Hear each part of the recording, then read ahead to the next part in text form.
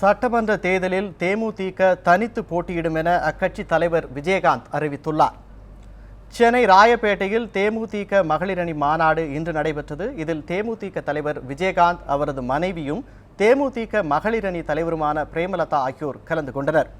கூட்டத்தில் பேசிய தேமுதிக தலைவர் விஜயகாந்த், வரும் சட்டமன்ற தேர்தலில் தேமுதிக தனித்து போட்டியிடும் என்று தெரிவித்தார். நேர்களே, தற்பொழுது நம்முடைய விடுதலை சிறுத்தைகள் கட்சியின் தலைவர் தொல் திருமாவளவன் அவர்கள் தொடர்பில் இணைந்திருக்கிறார்.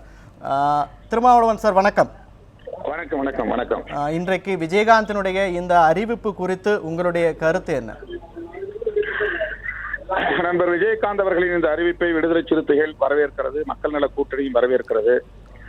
அவர் என்ன முடிவெடுக்க போகிறார் என்று ஒட்டுமொத்த தமிழகமும் எதிர்பார்த்து காத்திருந்த வேளையில் அவருக்கு எதிராக பல்வேறு அவதூறுகள் பரப்பப்பட்டன. அந்த அவதூறுகளை எல்லாம் தற்போது அவர் தவிடுபடியாக்கியிருக்கிறார்.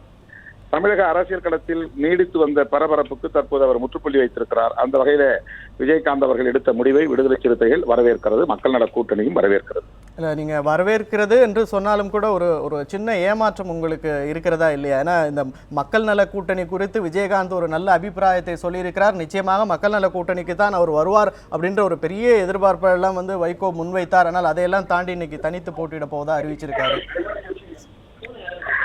இல்ல, இது மக்கள் நல கூட்டணிக்கு ஏமாற்றம் அப்படிங்கிறத விட மக்கள் நல கூட்டணி ஒரு தோழமை அடிப்படையில் அவருடைய ஒரு முறை நாங்கள் வெளிப்படையான அழைப்பு விடுத்தோம்.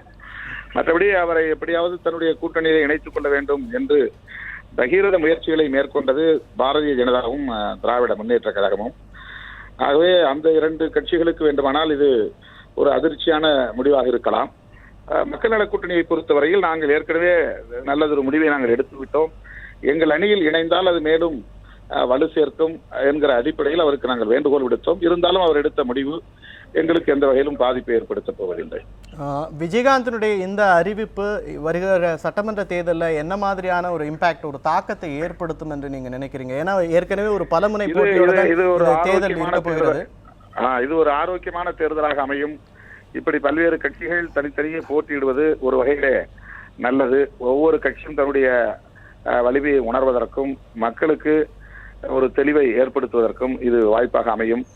எனவே இந்த தேர்தல் ஒரு ஆரோக்கியமான தேர்தலாகவே அமையும் என்று நான் நம்புகிறேன். நிச்சயமாக உங்களுடைய கருத்துக்களுக்கு நன்றி திருமா.